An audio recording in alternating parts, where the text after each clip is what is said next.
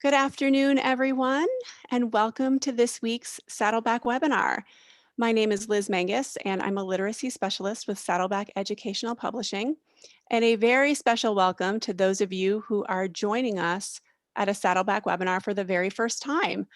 We are very excited because this is our first webinar that we are offering directly related to the deaf education community. We have been working for many months to put this together, and today is the day we finally are able to bring this session to you. And we're so glad you're here and able to join us. With that being said, we are new to this, so we ask for your feedback and we ask for your patience, just in case the technology does not cooperate with us today, as sometimes that's the way it goes. We do have captioning available for this session, so if you would like to take advantage of that, you just have to click the closed captioning button on your control bar.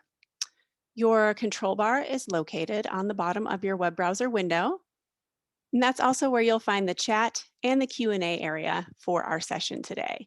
So the chat area is where, of course, you can share your thoughts or ideas as our presenter is speaking today. Just be sure that from the drop-down, you choose all panelists and attendees. That way everybody can see what you are sharing. And of course, the question and answer area is for your questions, either for Saddleback or for Kim Sanzo, our presenter today.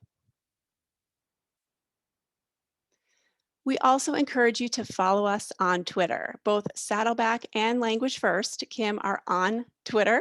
So this is a great way to continue the conversation with us today. Let everybody know you're joining us and give us a shout out. We would love to connect with you and just share great practice and great ideas so that we can do our best for our students. Our topic today is language deprivation. Now, this is a topic this was a special request, actually. We've been doing these webinars for about a year, and more than once, somebody contacted us and asked if we would provide a webinar on this topic for children who are deaf and hard of hearing. And we think we have the perfect presenter for you today. We have Kim Sanzo from Language First joining us, and she's going to share all of her wisdom and expertise on this topic. If you don't know Kim, she is the founder of Language First, and she is a speech language pathologist at the American School for the Deaf. She creates therapy activities in ASL that aim to reduce the effects of language deprivation, and she is committed to educating parents and professionals on the neurological effects of late or incomplete first language acquisition. She's going to tell you a little bit more about herself today as well. Thank you, Kim, for being here, and thank you all of you who are joining us today. We will reconvene at the end. I'll hop back on at the end to make sure that the Q&A the questions for Q&A go smoothly, and I'll let you take it from here. Great, thanks. We do have some people in the chat saying that the interpreter is not visible. Can we just double check that she's spotlighted? Yes, we will take a look at that. That we need her to be visible. Okay.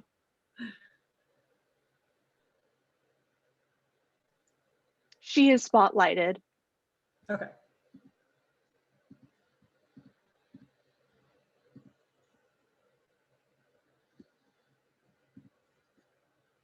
Okay, so can everyone see me and the interpreter?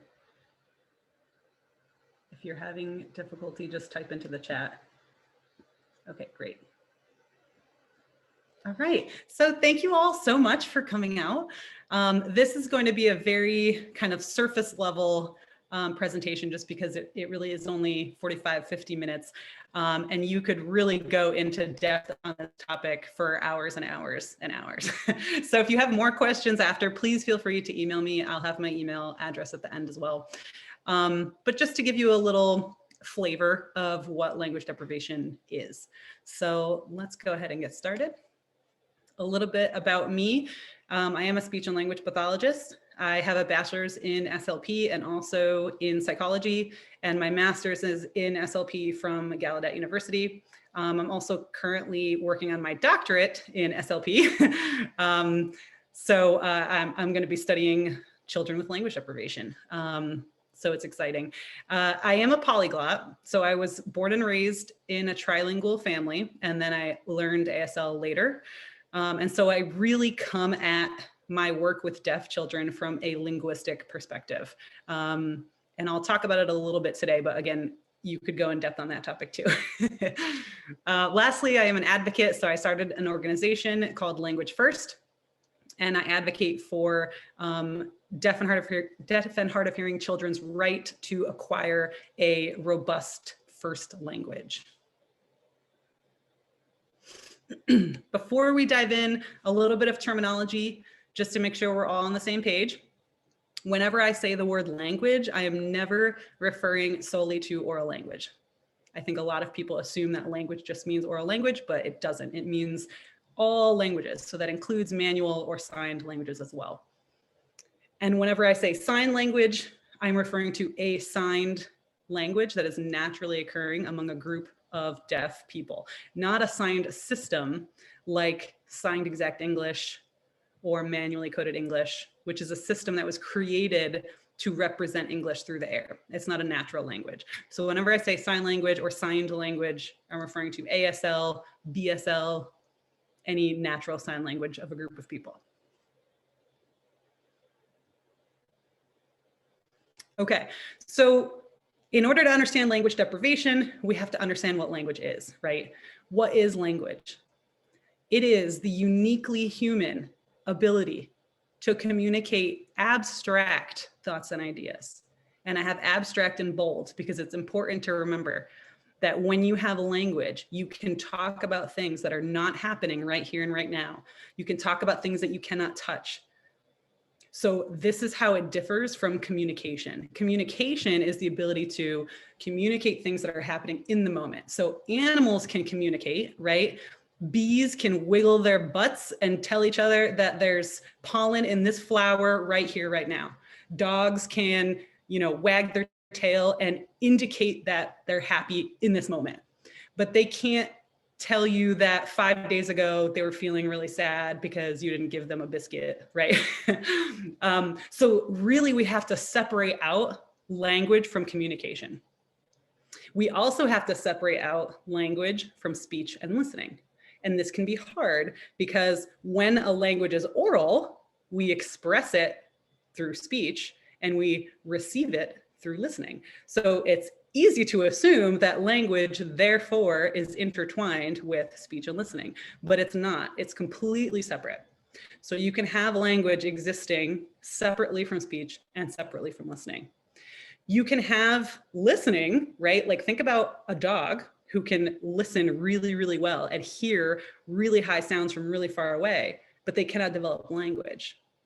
Think about a parrot who can produce speech. They can imitate speech really well, right? But they cannot produce language. So language is a complex system that we can acquire naturally and effortlessly. And the effortlessly part is what I'm gonna really hit home today. So if you look at my graphic here, this is what I think about when I think of language.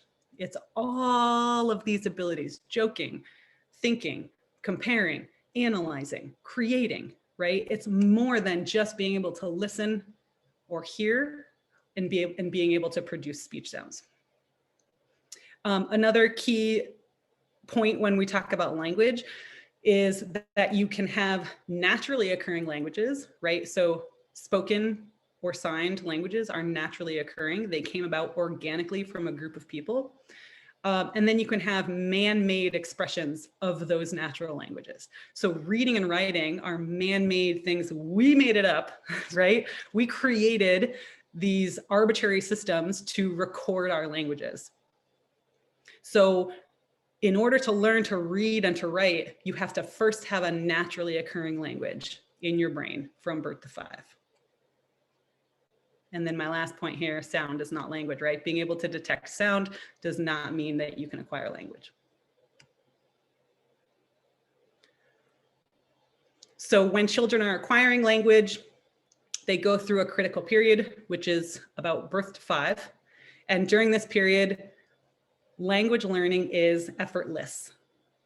Their brains are like sponges. They soak up the language all around them, and they learn it without being explicitly taught. And so when we think about this critical period, we see that our ability to learn language effortlessly, our ability to take in sensory information through our eyes and our ears, and our cognitive functions are all developing in that time.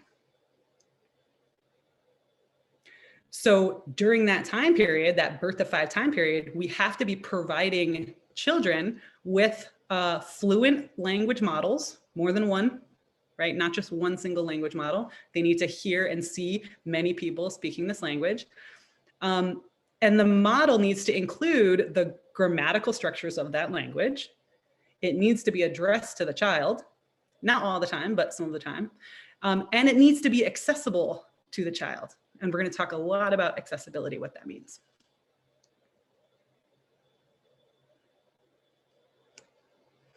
So when a hearing child is acquiring language, we do not have to separate out the concept of exposure and access. Exposure is when a child is surrounded by a language, right? So when I grew up, I was exposed to English, Italian, and French. Those languages were all around me.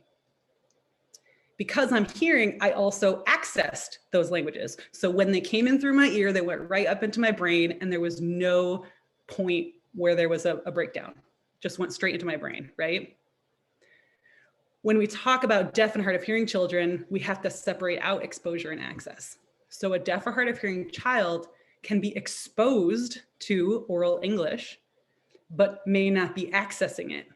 So it might be all around them, and it might be going into their ear, but it won't necessarily always be taken up by their brain.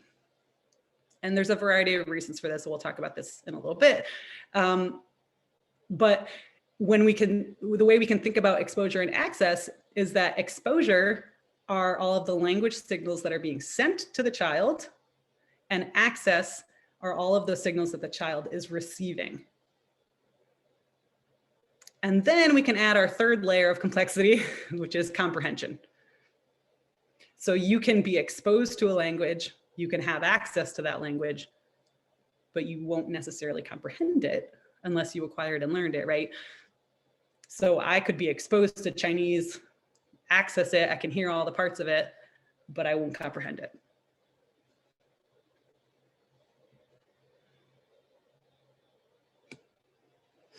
So what is language deprivation? I like to think about it in relation to monolingualism and bilingualism. So if you look at my little graphic here, we can think about monolingualism as the acquisition of one language. We can think about bilingualism as the acquisition of 2 languages. And deprivation is the acquisition of little to no language. And so how does this happen? I really like this definition from Dr. Wyatt Hall and colleagues. It happens as the result of a chronic lack of full access to a naturally occurring language during the critical period, that birth to 5 time period. And this results in irreversible, long-lasting effects on both language and cognition. We're going to talk more about that. So let's break down his definition here. Chronic means that it is continuing over and over and over again for a long time. So if we think about this first example here, a child who did not get amplification until the age of 2, that means that from birth until 2, this is assuming nobody signed with them, right? From birth until 2, they did not have access to oral language, and that would be chronic, right? That's a long stretch of time where they didn't have access to language. A child whose amplification intermittently breaks or gets lost, the dog chews it, they throw it, they stick their implant to something and whatever, to a bus, and it drives away, right? So all of those moments where they don't have their device, they're not getting access to oral language. And so that's chronic. Again, if a child refuses to wear their amplification, or if they wear their amplification, let's say they wear it every single day for years and years, but they're not getting benefit from it. They don't have the uptake. The brain is not making sense of that auditory information. So that's still a chronic lack of access, right? It's not just like one moment. If you think about a hearing child, there might be moments here or there where they mishear something or they don't hear something or it's too loud, but it's intermittent. It's not chronic, right? It's once in a while.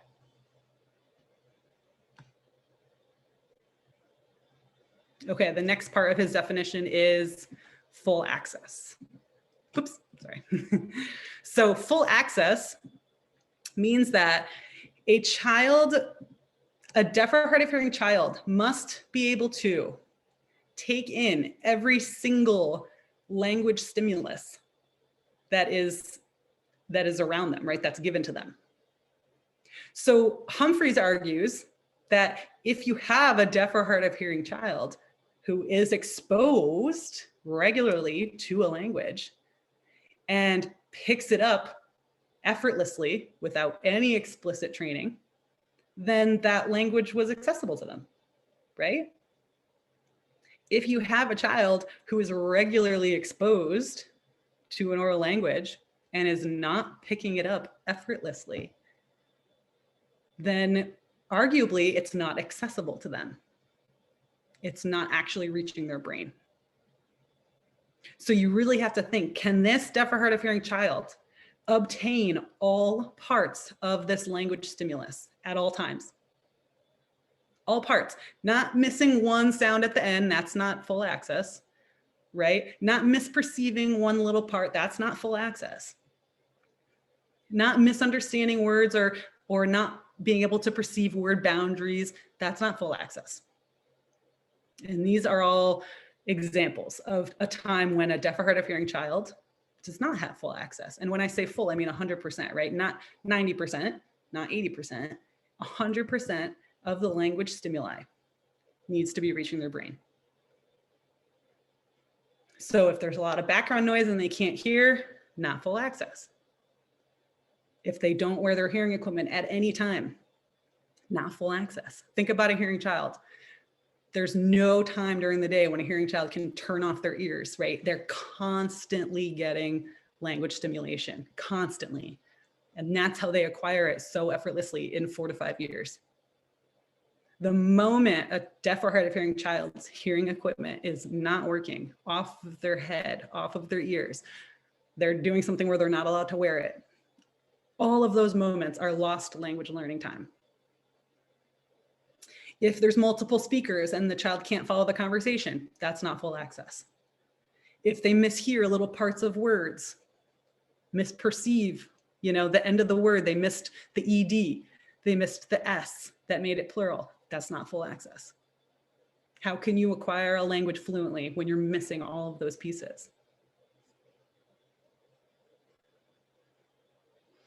The next part of his definition was a natural language.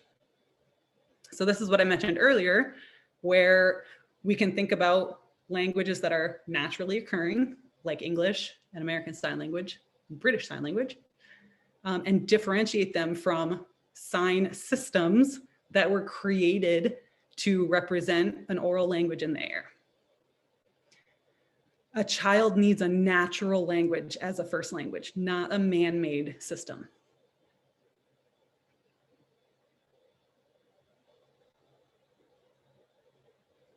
The last part of his definition was that this has to happen within the critical period.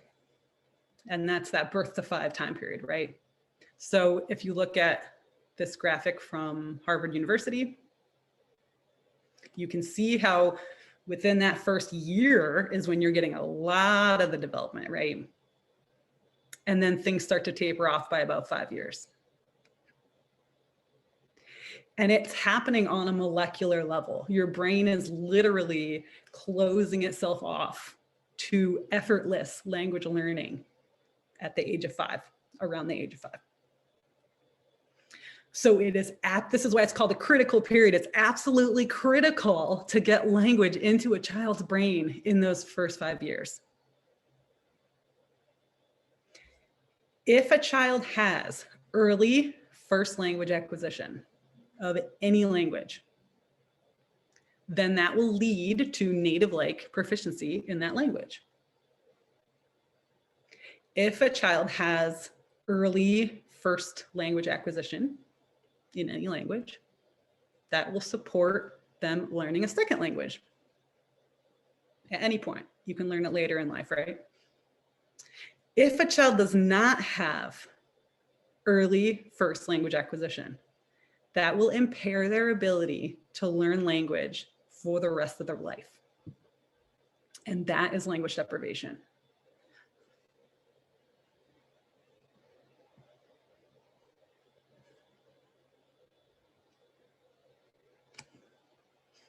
Okay, so how does this happen if a child has hearing aids or cochlear implants?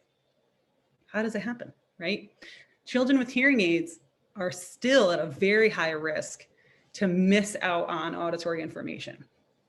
So they may have trouble localizing sound, right? Telling where it's coming from. Again, hearing in background noise, hearing when there's a lot of speakers, a lot of people talking over each other, and when there's no visuals. If they don't have visual information of your face, it can be hard for them to understand what they're hearing. The visuals help a lot. So all of these moments where this is happening here and there, right? They are not wearing their hearing aids that day. They couldn't see your face that time. They missed a little here. They missed a little there. It all adds up. It's a cumulative effect. And so we can argue that even if a child has hearing aids, that they do not have full access all of the time, right?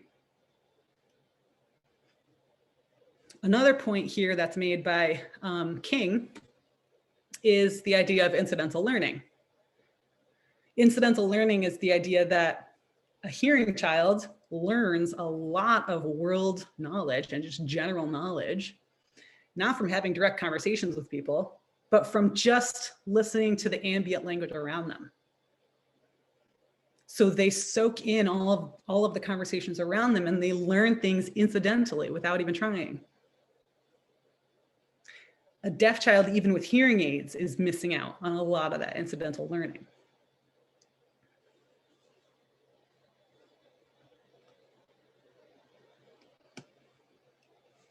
Okay, and what about cochlear implants? If a child has a cochlear implant, they should be good to go, right? Unfortunately, no. So I saw somebody once use the term cochlea prosthesis, which I really like because it implies that it's a prosthetic device, which it is. It's a prosthetic. It does not replace the normal function of the cochlea. As you can see by what Wilson says here, we normally have 5,000 hair cells inside our cochlea, and they're replaced with 22 electrodes that crudely stimulate the job of the cochlea. So it's not replacing hearing whatsoever. It's not replacing the natural function whatsoever. Therefore, because it's an electrical stimulation, you have to learn to interpret that electrical impulse as meaningful.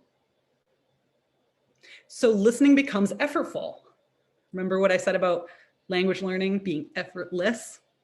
Well, children with cochlear implants are putting in a lot of effort to learn how to listen. And therefore, they're exhausted. Imagine putting in all this effort all day, every day, just to hear. Never mind to comprehend what you're hearing, to learn the content of what you're hearing, just to hear it. You're exhausted. And this is the point that Kushel-Nagar makes here, is that language learning is not supposed to put this cognitive load on you from all this constant effort. That's not how it's supposed to work. And Werfel and Hendricks have done a bunch of studies on fatigue in children with cochlear implants.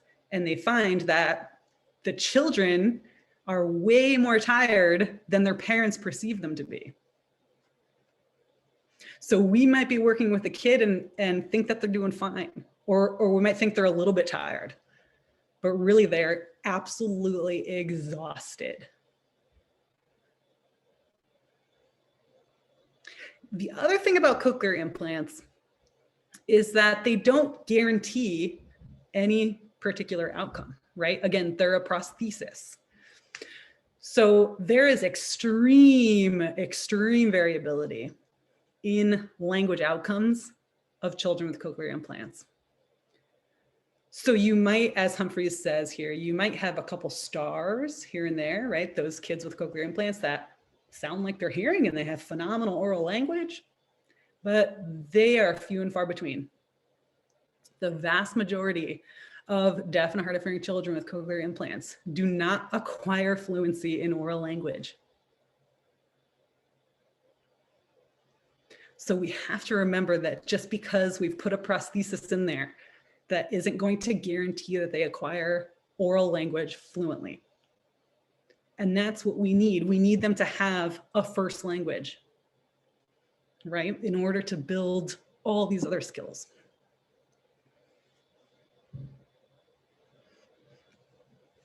So when we're thinking about hearing aids and cochlear implants, we have to ask ourselves, is the language stimulus reaching the brain? We know it's being sent to the brain, it's being sent through the ears, right? But is it actually reaching the brain? And then with cochlear implants, we have another question. Is the language stimulus being processed as meaningful by the brain?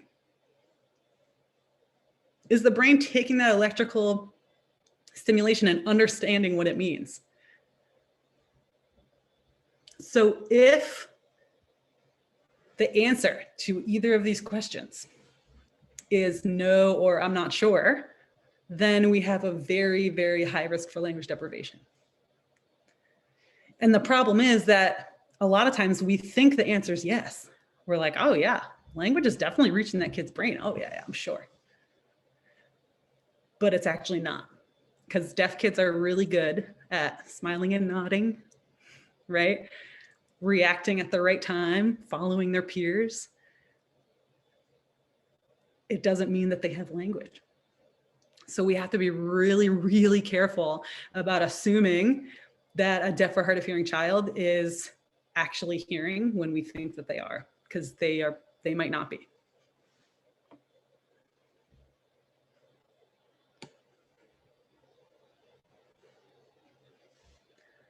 So what are some signs and symptoms? What does language deprivation look like?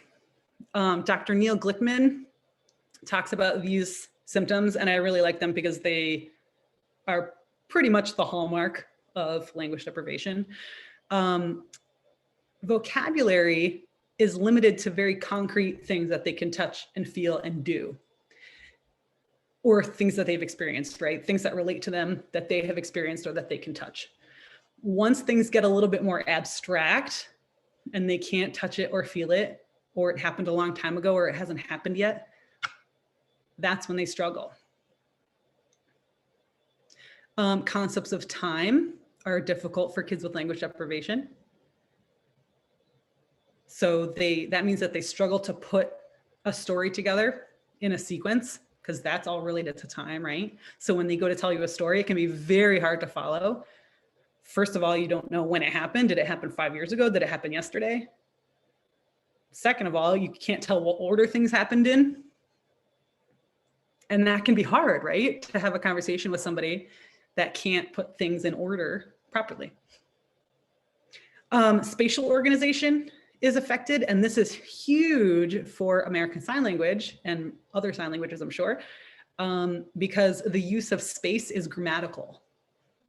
So you have to set things up in space and refer to them accurately. And if you can't do that, then your grammar will be affected in ASL. And so children with language deprivation struggle to use space grammatically in ASL.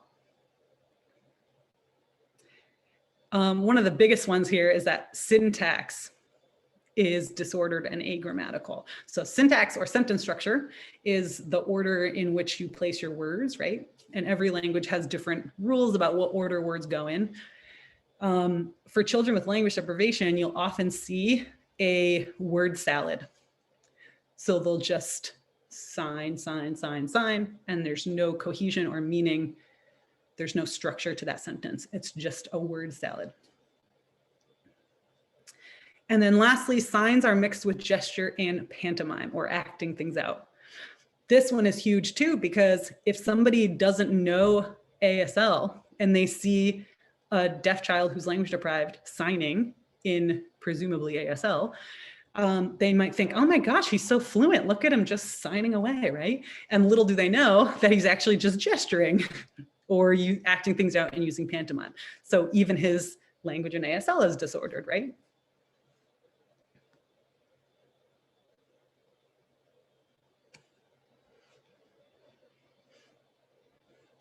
So we know that language deprivation does not just affect your language. There are certain cognitive functions that are intertwined and dependent on language.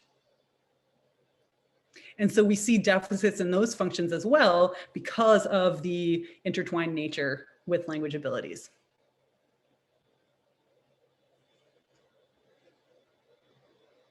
In the interest of time, I'm just going to keep going. I want to make sure we get to everything. So we can think about these kind of cognitive linguistic skills as a hierarchy. And if you have a child with language deprivation who is, let's say, 8, and they cannot do any of these skills on this first floor here, they can't answer WH questions, they can't name things, recall things, match things, right? But they're 8, and so the academics at that level is requiring them to compare and contrast and formulate questions and hypothesize or whatever it is, right? Things that are up here on the 3rd and the 4th floor, and they can't even do these things on the 1st floor. So when we're working with kids with language deprivation, we have to meet them at their level. If they're down here, it doesn't matter if they're 9, 10, 11, 12 years old. We need to meet them down here because we can't build on nothing. We can't continue to build this building when we don't even have a 1st floor. So I'll give you a little graphic to illustrate that. So when you have a first language, you have a foundation on which to build everything else, okay? When you have language deprivation, this is your language foundation. It's got all sorts of holes in it and cracks in it, right? So then when you try to build on top of that, these are, this is gonna fall through the holes. There's holes in this one. You're trying to build on top of that, trying to get a second language, written English, on top of this foundation, more holes, more things crumbling through. And this is how kids with language deprivation struggle through school, because they have all of these holes. So what you want to do when you're working with deaf children with language deprivation is you want to go back and rebuild, or at least try your best to rebuild this L1 foundation. You have to fill in these holes as best you can before you go on to other things, which is why I always tell people, when you get a kid with language deprivation and you're asking how to work on reading and writing, which would be considered your L2, right? Don't do it until you've given them an L1. Do not start working on an L2. They don't even have a language. They need a natural language first. You have to go back and fix that foundation first.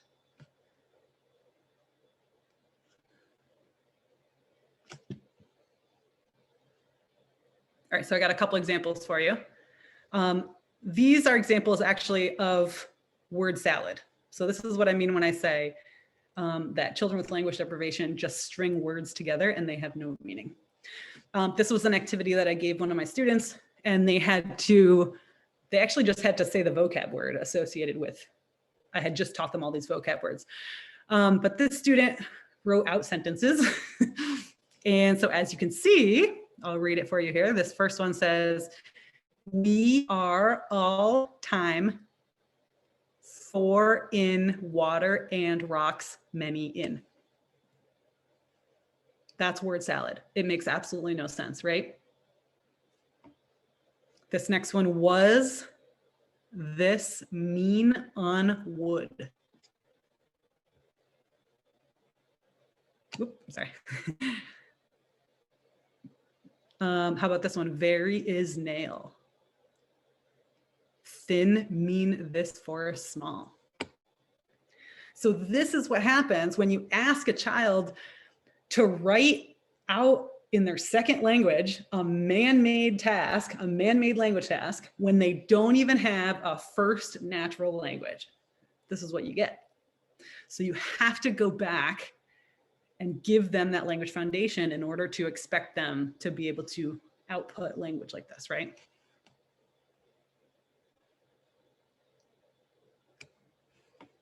Okay. So again, we could go hours and hours on assessment and treatment, but I'm just going to give you a quick overview. When we think about assessment, there is no formal assessment for language deprivation. So what you have to do is assess their natural language in both ASL and English. You want the English because you want to show how much English they have after all of those years of being exposed to it, right? To demonstrate that they were not accessing it. And you want the ASL, even if they have only just recently become exposed to ASL, you want that to show that they're accessing that language. And so then you can kind of compare. They've been exposed to English for 6 years and they can barely do anything in English. They've been exposed to ASL for 1 year and they can put simple sentences together. You can assess their reading and writing if it's appropriate for that child. And then I would also recommend assessing their cognition. So collaborating with a psychologist or doing some cognitive linguistic testing, because we know that their cognition is going to be affected as well. The cognition that is dependent on language.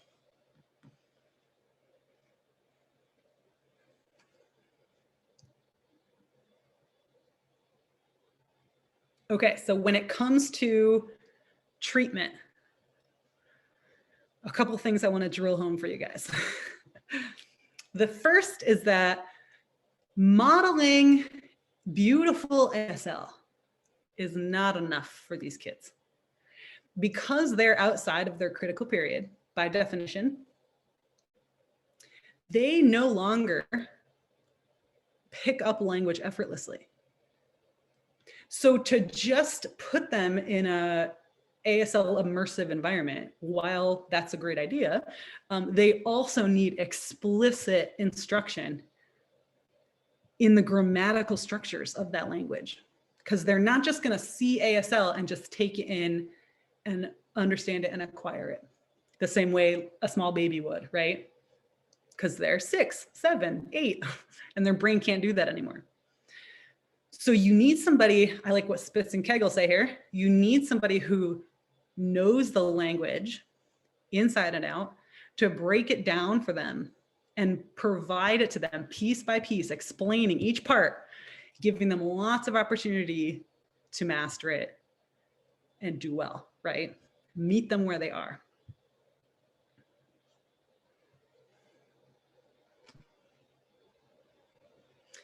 Spitz and Kegl go on to make 3 really nice points that I like here. The first is that you have to be strategic and intentional when you're teaching language to deaf children with language deprivation. Right? You have to break it down piece by piece and give it to them in a very tangible way. You have to let go of that attitude of, oh, it's good enough. This effectively destroys language learning. We cannot accept good enough from deaf kids with language deprivation. We have to expect more of them. and bring them up to where their potential allows them to be, right? So if they're just giving you a single word answer and you know they can give you more, then you ask for more. Or if they're giving you, let's say they're telling you a story and you don't fully understand it, but you can kind of get it because you know them pretty well and you kind of know the context and you're like, okay, I think I kind of got. No, you need to make sure you understand what they mean and that they know that you were not understanding, instead of just accepting what you think maybe they were talking about, right? And you have to know their baseline. And that's why the assessment part is so important, because if you know where they are, then you can meet them there. And it doesn't matter, again, what their chronological age is. If they're 11 and their language age is 5, then you meet them there at the 5-year-old language level. Because you cannot expect them to be doing things that an 11-year-old would do language-wise, even though they're chronologically 11. Their language age is 5. So you have to meet them where they are and build from there.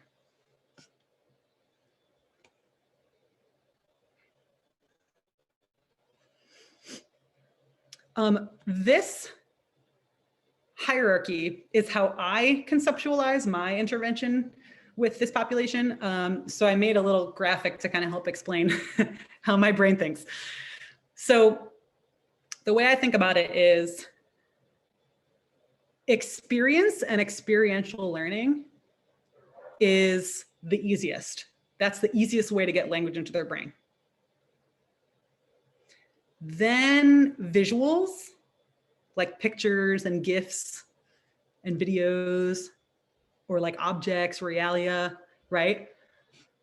Then a natural accessible language, so ASL or BSL. And then an oral or written language. So I'm going to give you an example of what I mean by this. If I walk into a room of 7 deaf kids, all with varying degrees of language deprivation, and I want to teach them about predators and prey. If I go in and the first thing I do is I start with this hardest level here, I start by writing on the board, predators and prey.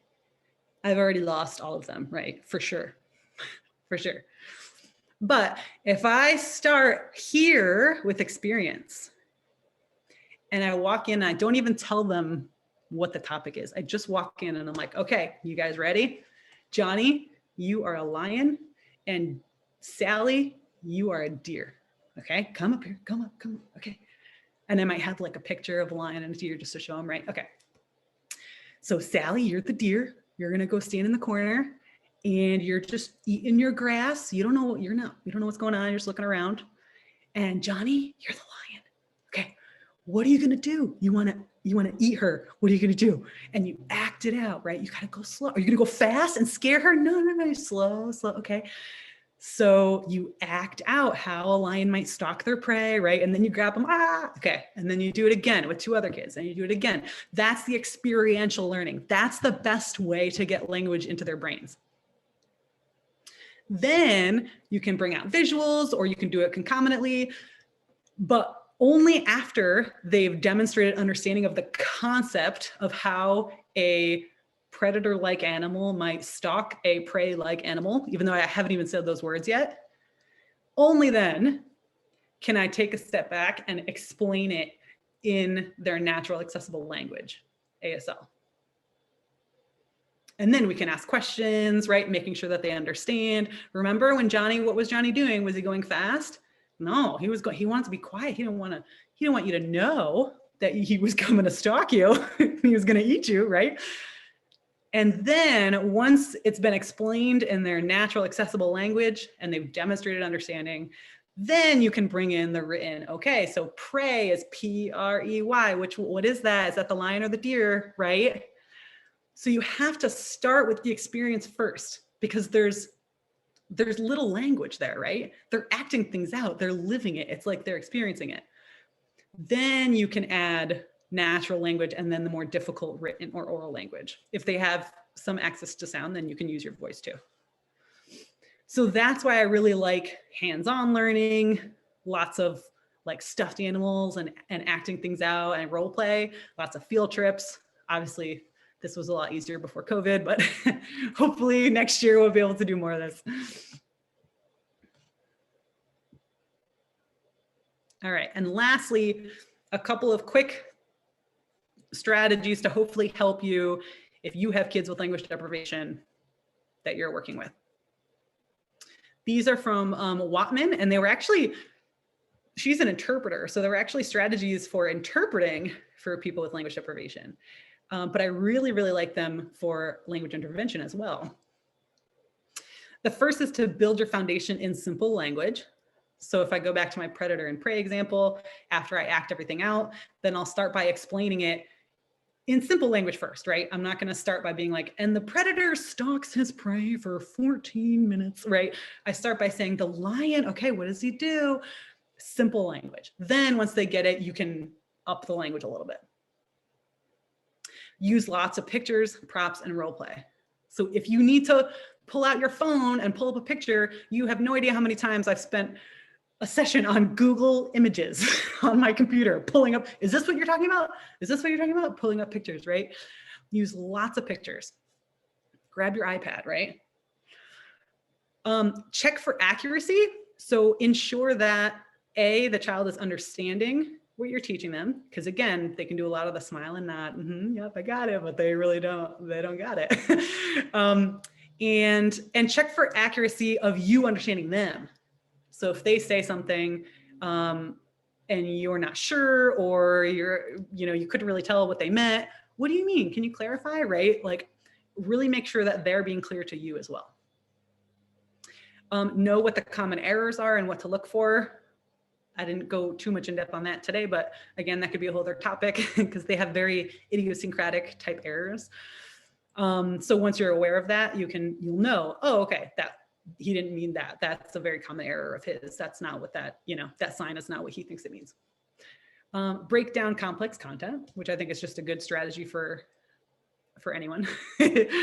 And then anchor. This is the idea of bringing the child back to something that you've already learned to help anchor them. So if you're bringing in a new topic that you think might be difficult just out of the blue, you can start by anchoring them back. Remember yesterday we were talking about lions and deer.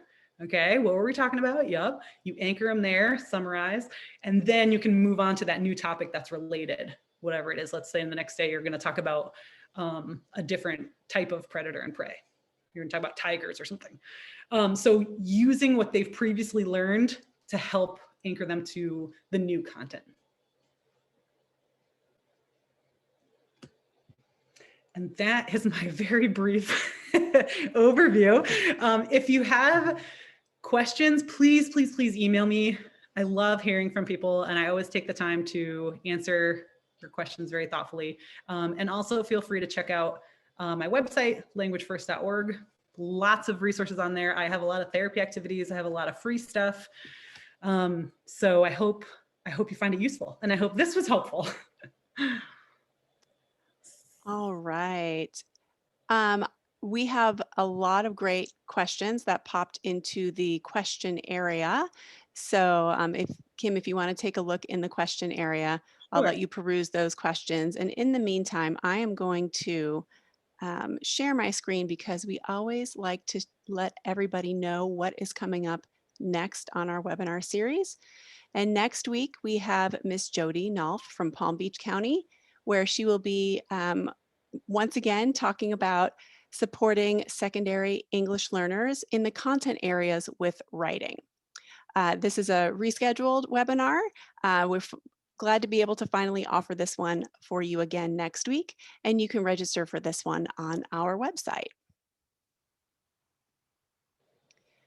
And this is just a reminder that Saddleback now has digital versions of some of our books. So if you are interested in that, you can go ahead and check out our webinar on our YouTube channel for more information, or just reach out to us. We'll be happy to provide you with some more information. Okay, now let's jump into some questions. I'm going to stop sharing my screen here.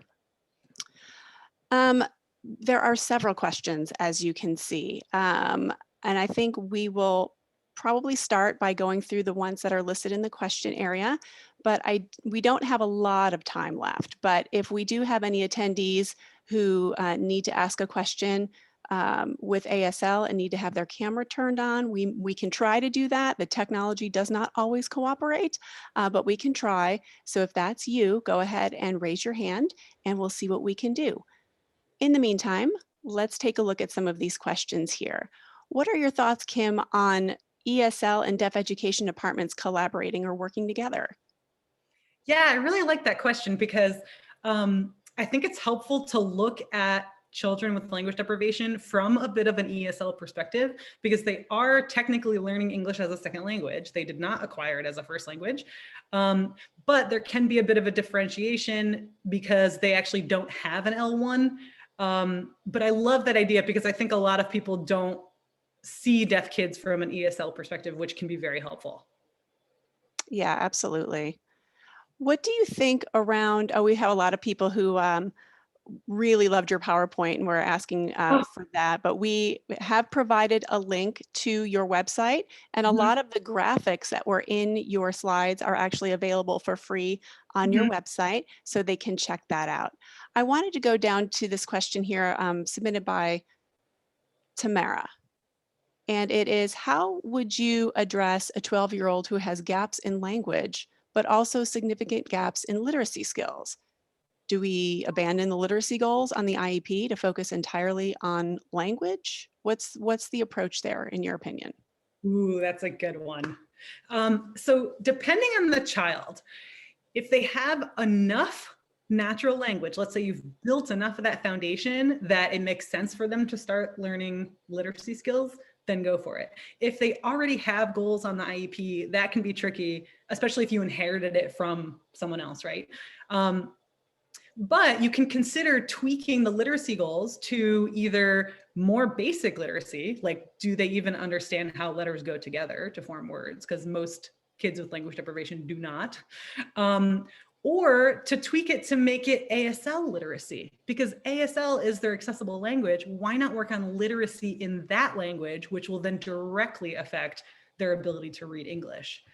So I think you have three options: either just focus on the language if that's really what they need and they have absolutely nothing, just focus on the natural language.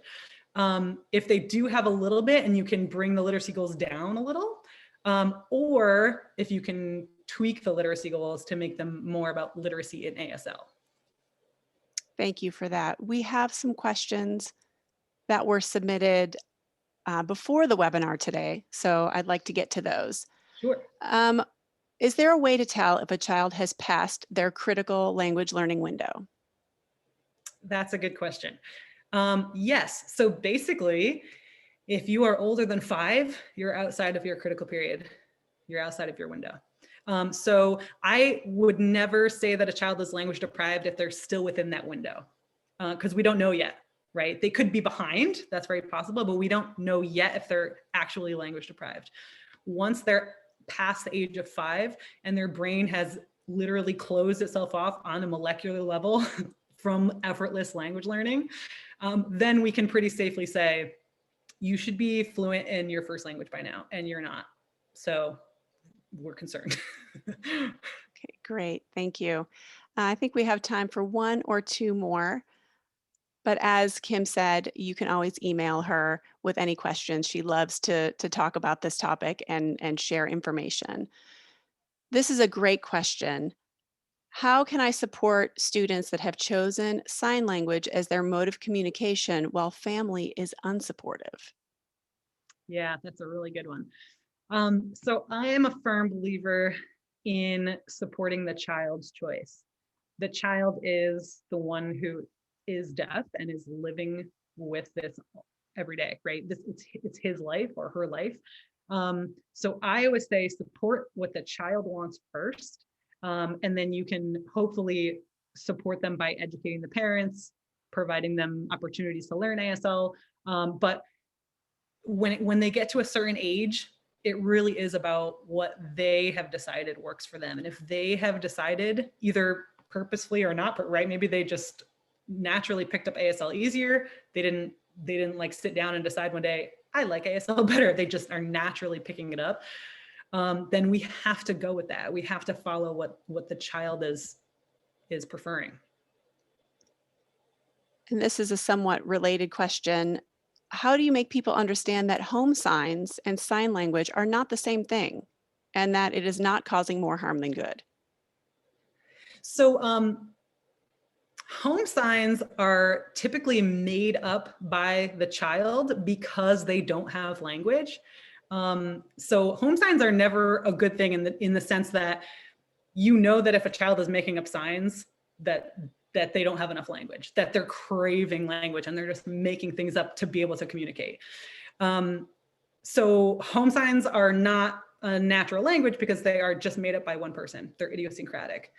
So of course it is vital to get that child a fluent signer of a natural signed language.